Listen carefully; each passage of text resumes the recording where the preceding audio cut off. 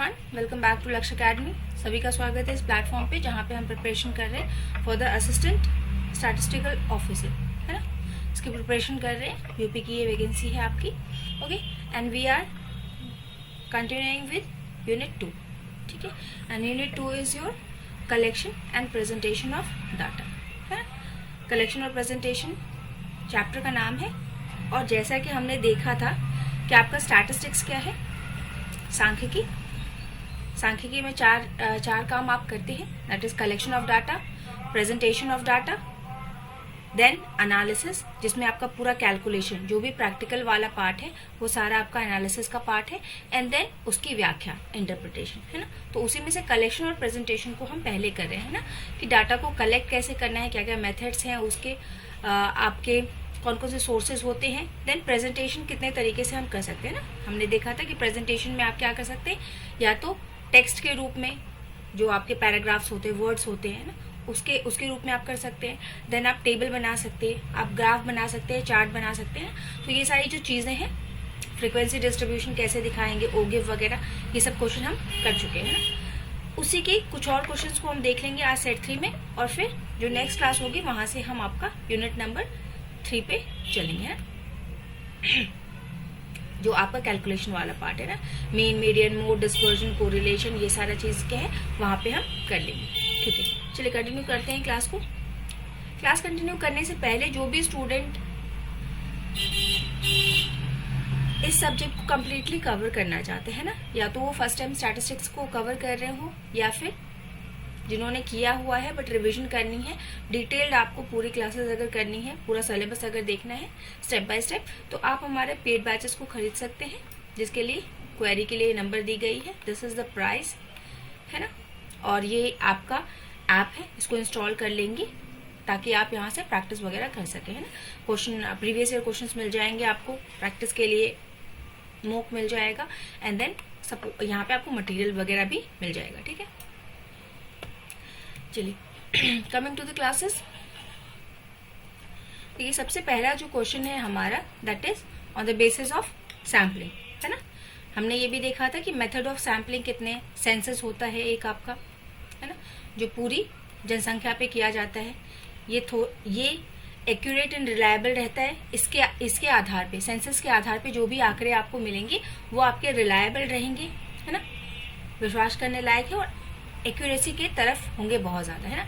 लेकिन इसकी डिमेरिट क्या हो जाती है कि ये बड़ा ही टाइम कंज्यूमिंग रहता है, इसमें ह्यूमन रिसोर्स ज्यादा चाहिए आपको, या फिर रिसोर्सेज ज्यादा चाहिए, एंड प्लस आपकी कॉस्टिंग जो है वो बहुत ज्यादा आएगी। सेंसस से क्वेश्चन बनने के चांसेस बहुत रहेंगे इस बार, क्योंकि आपका जो है, आपको पता है कि 2026-27 में आपका सेंसस होने वाला है इंडिया का, है ना, जो कि आपका 2011 में हुआ था और 21 में होना था, but due to the pandemic आपका ये डिलेड है 5-6 ईयर से, है ना। तो वो इस साल होने वाला है, that's why this topic is very much important, है ना।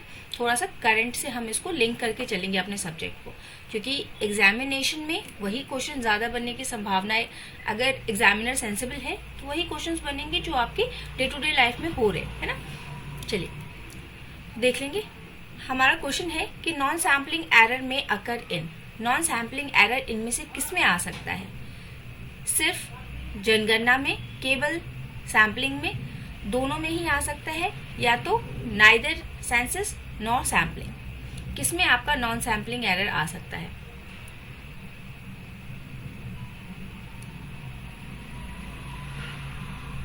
दोनों में ही आ सकता है ना। एरर तो, नॉन सैम्पलिंग एरर दोनों में ही आ सकता है आपका, सेंसस और सैम्पलिंग, है ना। नॉन सैम्पलिंग एरर कहाँ से आता है कि आपका सैम्पलिंग पे कहीं गलती नहीं हुई है ना। गलती कहाँ हुई है, दूसरे एंड से हुई है। हमारा सैंपल जो हम रिस्पोंडेंट को चूज कर रहे हैं उसमें कोई गलती नहीं हुई है, रिस्पोंडेंट की तरफ से गलती हुई है ना। या तो उसने हमको आंकड़ा गलत दिया है, मिसलीडिंग आंकड़े दिए हैं, है ना, या तो उसने रिस्पॉन्स ही नहीं किया, तब आपके नॉन सैम्पलिंग एरर्स आते हैं। ओके, चलिए क्वेश्चन नंबर 2 कहता है आपका, which of the following diagram can show both positive and negative value. इनमें से कौन सा वाला जो आपका डायग्राम है, ये हमारा प्रेजेंटेशन का क्वेश्चन है ना, प्रस्तुतिकरण से क्वेश्चन संबंधित है आपका। कलेक्शन की मेजोरिटी ऑफ द क्वेश्चन इससे पहले वाले क्लास में हमने कलेक्शन पे बेस किया था, यहाँ पे हम प्रेजेंटेशन से कर रहे हैं। तो कह रहे हैं कौन से डायग्राम में दोनों वैल्यूज आप दिखा सकते हैं, positive and negative both. Pie chart में, सब डिवाइडेड बार ग्राफ में, देन डेविएशन बार ग्राफ में एंड हिस्टोग्राम में। किसमें आप दिखा सकते हैं? धनात्मक एंड ऋणात्मक दोनों मानों को दर्शाया जा सकता है। पाई चार्ट उपविभाजित दंडारेख में या फिर विचलित दंडारेख में या फिर हिस्टोग्राम में। Positive and negative both can be shown in your deviation bar graph, है ना। डेविएशन बार ग्राफ में आपको बताएगा कि आपका जो वैल्यूज हैं वो पॉजिटिव कितनी है और कितना ही वो डेविएट कर रही है ना। तो पॉजिटिव नेगेटिव वहां पे दोनों ही हम बता सकते हैं। Question number 3, an open ended frequency distribution is one where. एक ओपन एंडेड फ्रीक्वेंसी डिस्ट्रीब्यूशन कहाँ हमको देखने को मिलता है? जहां पे आपकी फ्रीक्वेंसी असमान हो, अनइक्वल, क्लास इंटरवल्स ओवरलैप, जहां पे ओवरलैप करेंगे, lower and upper class limit is missing, या फिर frequencies are cumulative in nature. कहाँ पे आपको ओपन एंड फ्रीक्वेंसी मिलेगी, है ना। एक ओपन एंड फ्रीक्वेंसी है, क्लोज एंड फ्रीक्वेंसी है, आपका less than and more than वाला फ्रीक्वेंसी डिस्ट्रीब्यूशन होता है। तो ये 4 तरीके के फ्रीक्वेंसी डिस्ट्रीब्यूशंस को हमको देखना पड़ता है ना। कौन कौन से हमने कहे, आंसर करेंगे बाकी लोग। फ्रीक्वेंसी कितने तरीके के हैं आपके? एक open and, close and, more than और लेस देन। इतने प्रकार से हमको फ्रीक्वेंसी डिस्ट्रीब्यूशन देखने को मिलती है ना। आवृत्ति वितरण जो है हमको ये 4 तरीकों से देखने को मिलेगा। The correct answer is your C, जहां पे लोअर और अपर क्लास लिमिट मिसिंग हो, है ना। और ये कहाँ है आपका? लेस देन और मोर देन वाले में हमको अपर लोअर लिमिट नहीं दी होती, तो इसको हम क्या बोल देते हैं? Open ended. ये 4 तरीके के शब्द आपको देखने को मिलेंगे, है ना। चलिए नेक्स्ट क्वेश्चन नंबर 4 कहते हैं कि which of the following is a limitation of observation method. जो आप ऑब्जर्वेशन मेथड लगाते हैं उसकी एक सीमा इनमें से कौन सी है? ये खर्चीला होता है, महंगा पड़ता है हमें, है ना, एक्सपेंसिव मेथड है। Can not study internal feeling और एटीट्यूड्स, ये इंटरनल फीलिंग्स और एटीट्यूड्स को नहीं देख सकता, है ना।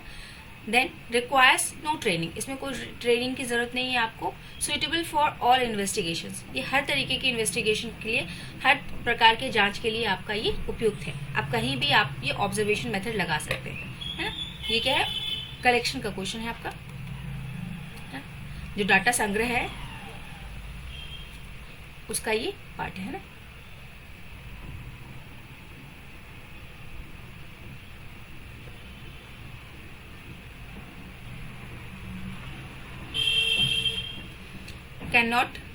cannot study the internal feelings and attitude, ठीक है। आंतरिक भावनाओं और मनोवृत्तियों का अध्ययन ये नहीं कर सकता। Question number 5, the main objective of presentation of data is what. ये जो हम प्रेजेंटेशन कर रहे हैं, प्रस्तुतिकरण जो हम कर रहे हैं, इसका परम उद्देश्य क्या है ना। क्यों जरूरी है ये, इससे होगा क्या, है ना। तो आपको बताना है what is the main objective of this presentation. Increases the complexity, इससे आपकी जटिलता और बढ़ जाएगी। Makes the data attractive only, इससे सिर्फ आपका आंकड़ा अट्रैक्टिव दिखेगा। Facilitates the understanding and analysis, या फिर 4th eliminates the need for interpretation. मतलब अगर आपने प्रस्तुतिकरण कर दिया तो उसकी व्याख्या करने की कोई जरूरत नहीं है।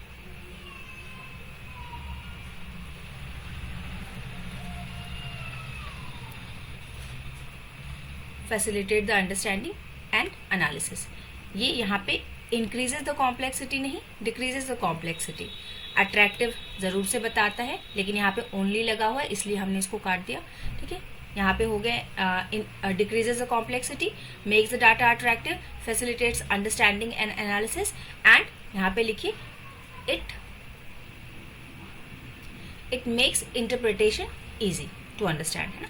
हमको समझने में, इंटरप्रिटेशन को और अच्छे ढंग से समझने में हमको ये मदद करता है, ठीक है। नेक्स्ट आएंगे कलेक्शन का क्वेश्चन, है ना। कह रहे कि in stratified sampling the population is divided into what. ये आपका एक होती है पॉपुलेशन, जिस पे हमको अध्ययन करना है ना, और उसमें से निकालते हैं एक हम सैंपल। हमने आपको बताया था कि सैंपल साइजेस क्या है। सैंपल साइजेस को 2 कैटेगरी में आप डिवाइड करते हैं। एक होता है स्मॉल सैंपल साइज, एक होता है लार्ज सैंपल साइज, है ना। Small sample size where the number of items is less than 30 and large sample sizes where the number of items is more than 30। ठीक है, तो हमसे कह रहे हैं कि जब आप सैम्पलिंग करेंगे, ये जो आपका सैंपल जब आपने बनाया है, तो अगर वो मेथड स्ट्रेटिफाइड वाला है ना, रैंडम सैम्पलिंग है, नॉन रैंडम सैम्पलिंग है, क्लस्टर है, क्लाउड है, तो वो सारे जो आपके जो सैम्पलिंग के तरीके हैं उसमें से जो स्ट्रेटिफाइड वाला है उसमें हम पॉपुलेशन को कैसे डिवाइड करते हैं, रैंडमली कर देते हैं, है ना। जैसे मैं रैंडमली हमने बिना कोई सेलेक्टिव मेथड लगाए हमने रैंडमली डाटा सेलेक्ट कर लिया। होमोजीनियस ग्रुप बनाए हमने, हेट्रोजीनियस ग्रुप्स बनाए, या फिर क्लस्टर ओनली, सिर्फ क्लस्टर्स बनाए हैं।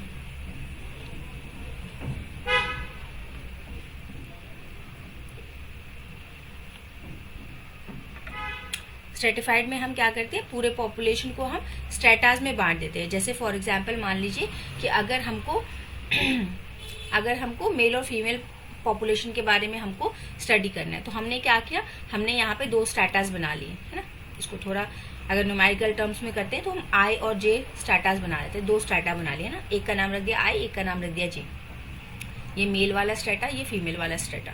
अब यहाँ से हम क्या करेंगे, यहाँ से हम सैंपल्स को सेलेक्ट करेंगे। ठीक है, तो होमोजीनियस बनाए, एक समान डाटा वाला हमने एक ग्रुप बना दिया, है ना। एक स्ट्रेटा बनाया जिसमें सिर्फ मेल मेल रखे, एक स्ट्रेटा बनाया जिसमें सिर्फ फीमेल फीमेल रखा। ठीक है, तो that is the concept of strata.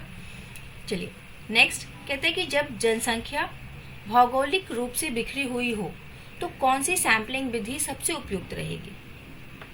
Which sampling method is most appropriate when the population is geographically scattered? तब हमको क्या लगाना चाहिए, सिस्टमैटिक सैंपल लगा लेनी चाहिए, क्लस्टर सैम्पलिंग लगा लेनी चाहिए, कन्वीनियंस सैम्पलिंग कर लेनी चाहिए, या फिर कोटा सैम्पलिंग करनी चाहिए। कौन सी वाली करेंगे आप जब आपका पॉपुलेशन जो है वो स्कैटर्ड हो।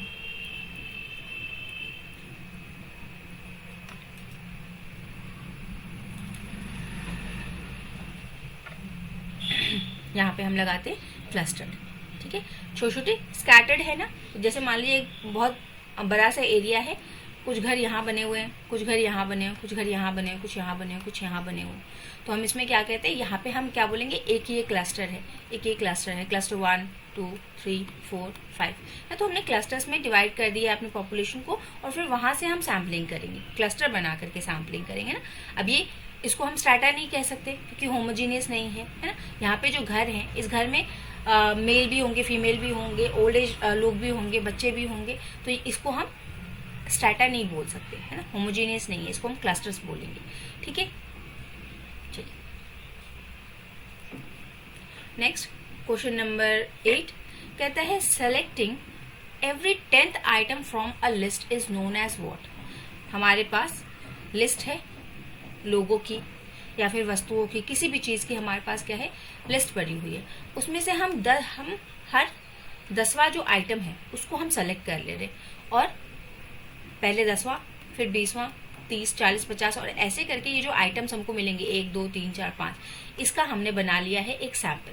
कह रहा है अगर इस विधि को आप यूज करते हैं तो आप कौन से तरीके की सैम्पलिंग कर रहे हैं, स्ट्रेटिफाइड, क्लस्टर, सिस्टमैटिक या पर्पसिव। देखिए पर्पसिव जो है ना सबसे गड़बड़ माना जाता है ना, ये इतना ज्यादा आपका ये एक्यूरेट रिजल्ट नहीं देता। पर्पसिव बोलिए या कन्वीनियंस बोलिए, तो इसमें क्या है, आपका जो रिजल्ट आता है वो बायस्ड आता है ना।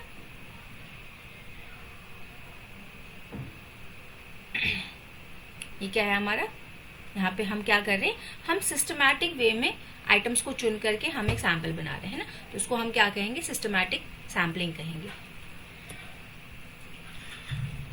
है ना। एक एक करके आपके सारे कवर हो गए। इस टॉपिक को मोस्ट इम्पोर्टेंट मार्क करके आप कवर कर लीजिएगा, है ना। आपके प्रीलिम्स में एंड मेंस में, है ना, हर जगह पूछा जा सकता है। आपके 2-3 तरीके, जैसे मेथड्स ऑफ कलेक्शन क्या है, मेथड्स ऑफ डाटा कलेक्शन क्या है ना, देन फिर योर सैम्पलिंग, है ना, क्लासिफिकेशन ऑफ सैम्पलिंग या फिर टाइप्स ऑफ सैम्पलिंग, ये जरूर से आपको कर लेना है। कलेक्शन वाले पोर्शन में एकदम मोस्ट इम्पॉर्टेंट मार्क करके कर लेना है। फिर प्रेजेंटेशन में फ्रीक्वेंसी डिस्ट्रीब्यूशन को जरूर से देख लेना है ना, कितने तरीके से फ्रीक्वेंसी डिस्ट्रीब्यूशन होती है, और फिर ग्राफ्स वगैरह तो देख ही लेने। बस ग्राफ्स का आपको पता है कि जैसे कि हिस्टोग्राम क्यों यूज होता है, हिस्टोरीग्राम क्या होता है। हिस्टोरीग्राम आपका क्या है, टाइम सीरीज एनालिसिस वाला ही पार्ट है। तो कुछ कुछ जो इंपॉर्टेंट टॉपिक्स हैं उसको जरूर से कवर कर लेना है ना, उसके बाद तो बाकी चीजें आपने पढ़ ही रखी हैं, बस इनको ब्रश अप करने की जरूरत है आपको। क्वेश्चन नंबर 9 हमें कहता है कि the main basis of classification should be, जब आप वर्गीकरण कर रहे हैं तो उसका आधार आपको क्या रखना चाहिए, है ना। रैंडमनेस रखनी चाहिए क्लासिफिकेशन में, कन्वीनियंस अलोन, सिर्फ आप अपनी सुविधा के अनुसार कर लेंगे क्लासिफिकेशन की, जैसे हमको इजी लग रहा है हम वैसा क्लासिफिकेशन कर लेते हैं, या फिर आप पर्पस ऑफ इन्वेस्टिगेशन को देख करके तब क्लासिफिकेशन करेंगे ना, कि हमारा उद्देश्य क्या है, हम यहाँ पे अध्ययन क्या करना चाह रहे हैं, what is the theme of the study, है ना, हमारे अध्ययन का जो केंद्र है वो क्या है, तो उसको ध्यान में रखते हुए फिर हम आपका क्लासिफिकेशन करें, है ना। And last is your personal preference. सबसे उत्तम क्या रहेगा कि अपनी इन्वेस्टिगेशन को देखते हुए, अपनी स्टडी का फोकस देखते हुए आप क्या करेंगे, अपना क्लासिफिकेशन करेंगे, है ना। जैसे मान लीजिए कि हमको अगर मेल फीमेल की साक्षरता दर को अध्ययन करना है ना, तो फिर वहां पे चिल्ड्रन को इंक्लूड करना या ओल्ड एज वाले पर्सन को इंक्लूड करना, मतलब चिल्ड्रन को इंक्लूड करना जो आपके बिलो 5 ईयर्स हैं, तो उसका कोई सेंस नहीं बनता, है ना। फिर आप पॉपुलेशन को बिलो 5 ईयर्स वाले जो सेक्शन है उसको आपको हटा ही देना है ना। तो आप वहां पे क्या करेंगे, क्लासिफिकेशन 2 ही करेंगे, मेल एंड फीमेल, है ना। नेक्स्ट आएंगे in a systematic sampling if the population size is your 1000। हमने कहा एक होता है पॉपुलेशन और एक होता है आपका सैंपल, ठीक है। तो कह रहा है पॉपुलेशन का साइज जो है वो है 1000 and the sample size is 100। ये किस तरीके का सैंपल है आपका, it is the large sample, ठीक, लार्ज सैंपल क्योंकि मोर देन 30 का आपका यहाँ पे कंपोजिशन है ना। Your N is equal to 100, तो ये कैसा है, लार्ज है, मोर देन 30। तो कह रहे हैं कि एक पॉपुलेशन है जिसकी साइज है 1000 और सैंपल उसमें से बनाया गया है 100 का। The sampling interval is what, यहाँ पे आपका सैम्पलिंग इंटरवल क्या है। तो सैम्पलिंग इंटरवल निकालने के लिए आप क्या करते हैं, population divided by sample size, simple, तो आपका 10 इज योर इंटरवल, है ना। यहाँ पे सैम्पलिंग इंटरवल का मतलब क्या है कि population divided by your sample size, है ना। चलिए next question number 11, which of the following is a probability sampling method. इनमें से कौन सा एक प्रोबेबिलिटी सैम्पलिंग मेथड है ना। जब सैम्पलिंग, फिर से देखिए, फिर वही आ गया है आपका टाइप्स ऑफ सैम्पलिंग, है ना, कितने प्रकार से आप सैम्पलिंग कर सकते हैं, क्लासिफिकेशन क्या है सैम्पलिंग का। तो उसी में एक आता है प्रोबेबिलिटी सैम्पलिंग, एक आता है नॉन प्रोबेबिलिटी सैम्पलिंग, है ना। फिर उसके और अलग क्लासिफिकेशंस हैं, जैसे convenience, snowball, judgement, simple random sampling, है ना। फिर क्लस्टर हमने देखा था, स्ट्रेटिफाइड, कोटा, ये सारा क्या है आपका टाइप ऑफ सैम्पलिंग है, ठीक। तो हमसे कह रहे हैं जो प्रोबेबिलिटी वाली सैम्पलिंग है उसमें कौन सा ये आता है, कौन सा वाला प्रोबेबिलिटी सैम्पलिंग का पार्ट है आपको बताना है, कन्वीनियंस, स्नोबॉल, जजमेंट या फिर simple random sampling.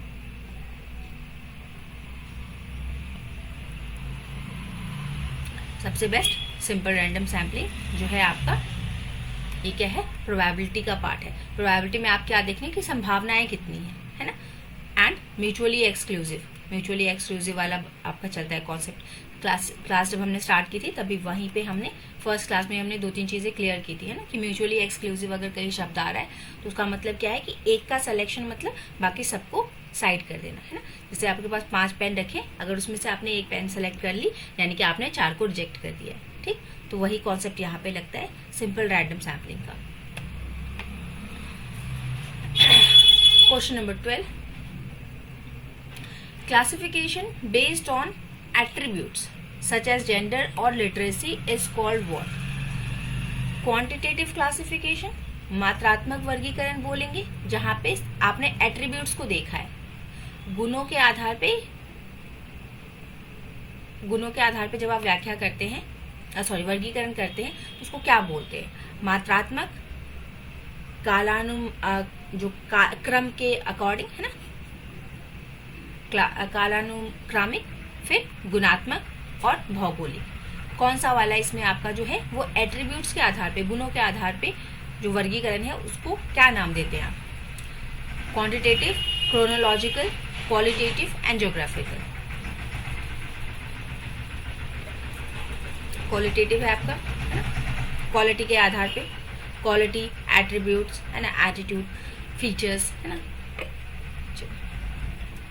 Next question number 13। Question में कुछ दम नहीं है, बस देखने में थोड़ा सा आपको ये लग सकता है। कह रहा है कि which method of data collection is best suited for conducting a study on highly sensitive topic where the respondent might hesitate to give honest answers face to face, है ना। तो अगर मान लीजिए कि कोई आप किसी आप संवेदनशील विषय पे अगर आप अध्ययन करना चाहते हैं, है ना, जहाँ पे जो आपका जो रिस्पोंडेंट है वो जवाब देने में आपसे सामने बात करने में हेजिटेट कर सकता है ना, आपके मुंह पे आके वो जवाब नहीं दे सकता है ना। कोई भी रीजन हो सकता है, कोई किसी भी कारण से हो सकता है, भय हो सकता है ना, शाइनेस, शर्म हो सकती है ना, बहुत कारण हो सकते हैं जब वो फेस टू फेस बात करने में कंफर्टेबल नहीं है, रिस्पांस देने में कंफर्टेबल नहीं है। तो आप उस स्थिति में कौन सा वाला कलेक्शन ऑफ डाटा का कौन सा मेथड लगाना प्रेफर करेंगे? डायरेक्ट पर्सनल इन्वेस्टिगेशन, सामने से जाके पर्सनली इन्वेस्टिगेट करेंगे उससे, इनडायरेक्ट ओरल इन्वेस्टिगेशन, आप इनडायरेक्टली उससे मौखिक रूप से उससे जो डाटा है वो संग्रहित करेंगे, उसको मेल क्वेश्चनियर करेंगे, उसको क्वेश्चनियर भेज देंगे और फिर वहां से डाटा कलेक्ट करेंगे, या फोकस ग्रुप डिस्कशन करेंगे, या फिर उसको ग्रुप डिस्कशन में लेके जाएंगे आप ऐसे रिस्पोंडेंट को।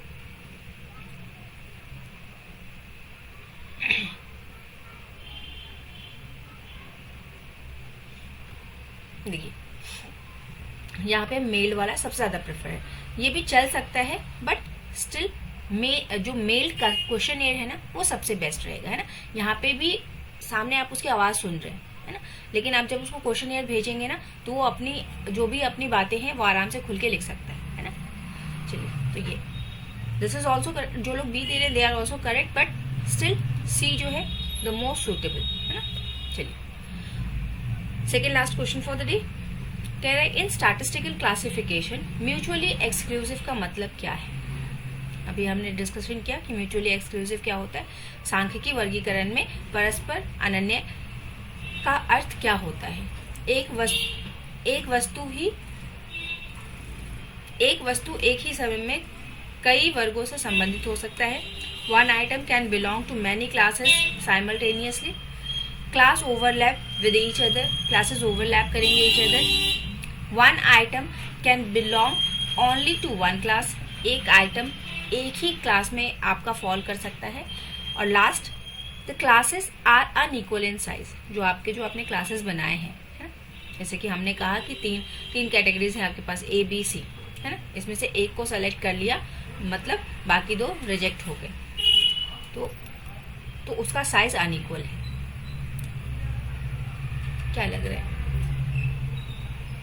सिंपल है कि अगर आपने यहाँ से एक डाटा कलेक्ट कर लिया तो वो यहीं का है, ये दोनों तो ऑलरेडी रिजेक्ट हो गए।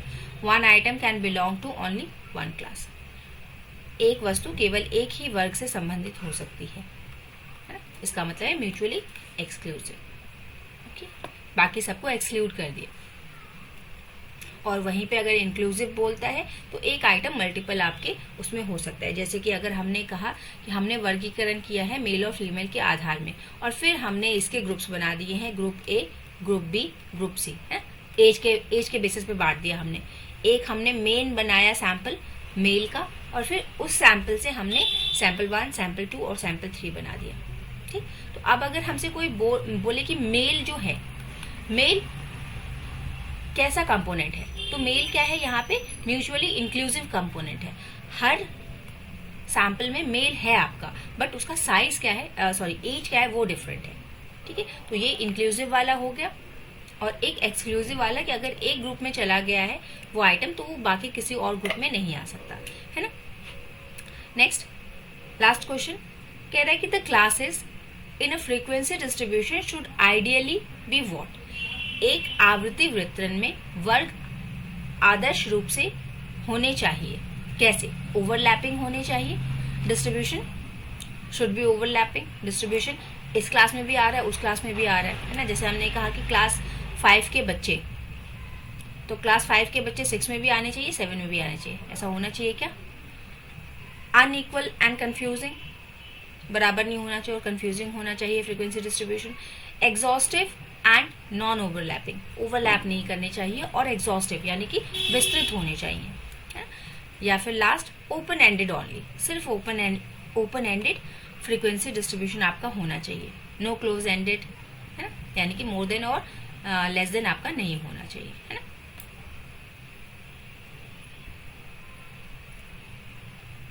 फ्रीक्वेंसी में हमने कहा आपको 4 शब्द देखने को मिलेंगे, कहीं मोर देन देखने को मिलेगा, कहीं लेस देन देखने को मिलेगा, कहीं ओपन एंडेड, कहीं क्लोज एंडेड। तो आपके 2 वर्गीकरण है, एक ओपन एंडेड, एक क्लोज एंडेड। 4 शब्द आपको देखने को मिलेंगे, लेकिन मेन वर्गीकरण ओपन एंड क्लोज है।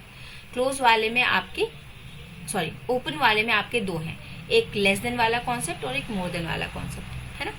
हम इस तरीके से बता दे रहे। वहां पे मैंने आपको बताया था कि आपके 4 प्रकार के शब्द आपको मिलेंगे फ्रीक्वेंसी डिस्ट्रीब्यूशन के, लेकिन वो होते हैं 2, ओपन एंड क्लोज। ओपन वाले में मोर देन और लेस देन, क्योंकि अपर और लोअर लिमिट मिसिंग है। और क्लोज एंडेड तो आपको पता है, जैसे हमने कहा 0 से 10, तो यहाँ पे हमको अपर और लोअर लिमिट दे रखी है, तो ये कैसा है? Close ended. जी, यहाँ पे answer C is your correct answer, कि आपका ये जो है नॉन ओवरलैपिंग और एग्जॉस्टिव होना चाहिए, यानी कि उसमें सारी चीजें इंक्लूडेड होनी चाहिए, व्यापक होना चाहिए है ना। हाँ, ये रहा व्यापक एंड नॉन ओवरलैपिंग। ठीक है, तो दीज आर द 15 क्वेश्चंस है ना। तो हमने कुल मिलाकर के जो आपका यूनिट 2 है उससे हमने अप्रॉक्स 30 क्वेश्चन किए हैं, कुछ एक्स्ट्रा भी कॉन्सेप्ट किए हैं। अभी नेक्स्ट जो क्लासेस होंगी that will be based on your unit 2 है ना। और वहां पे आपका थोड़ा सा आपको याद रखने वाली चीजें ज्यादा आ जाएंगी। यहाँ पे तो 3-4 टॉपिक थे, आपको वो प्रिपेयर करना था। जैसे यूनिट 1 में आपको करना क्या था, आपको डेफिनेशन, लिमिटेशन, एडवांटेज, सांख्यिकी की पढ़नी है। और फिर आपको क्या करना है, लास्ट आपको करना है कि वो तरीके जिससे कि आपका जो डाटा है वो अविश्वसनीय हो जाए है ना। जहाँ पे दुरुपयोग और अविश्वसनीयता क्यों आ जाती है सांख्यिकी में, उसको आपको उन कारणों को पढ़ लेना है। तो that is your whole unit 1। और सब वेटेज भी इसका अच्छा खासा है ना, 10 या 15 मार्क्स का ये आपका पहला यूनिट है। उसके बाद आई थिंक 10 मार्क्स का आपका सेकेंड यूनिट है, जिसमें आपका कलेक्शन एंड प्रेजेंटेशन आता है। थर्ड यूनिट में चलेंगे। थर्ड यूनिट का वेटेज कम है, बट उसमें पढ़ने के लिए चीजें ज्यादा है ना। जैसे आपको सेंट्रल टेंडेंसी पूरी पता होनी चाहिए, डिस्पर्जन पूरा पता होना चाहिए विद फॉर्मूलाज, कौन कौन के किस ने फॉर्मूलाज दिए हैं है ना। 1 मार्क्स में वो पूछ सकता है। डिस्पर्जन हो गया आपका, सेंट्रल टेंडेंसी होगी, कोरिलेशन आएगा है ना। तो कोरिलेशन और रिग्रेशन पढ़ेंगे तो आपको कोवेरियंस, डेविएशन, ये सारा कुछ पता होना चाहिए ना। क्वार्टाइल क्या है, परसेंटाइल क्या है, डेकाइल क्या है, तो ये सारी चीजें हम क्या करेंगे, उसको भी 2 क्लासेस में उसको कवर कर लेंगे। उसका थ्योरी और न्यूमेरिकल फॉर्मूला वाला वो हम सब एक बार कर लेंगे है ना। छोटे छोटे न्यूमेरिकल्स भी देख लेंगे, ताकि अगर 1-2 नंबर का न्यूमेरिकल कोई आता है तो उसको भी आसानी से आप टैकल कर सके। ठीक है, thank you everyone, have a nice and wonderful day.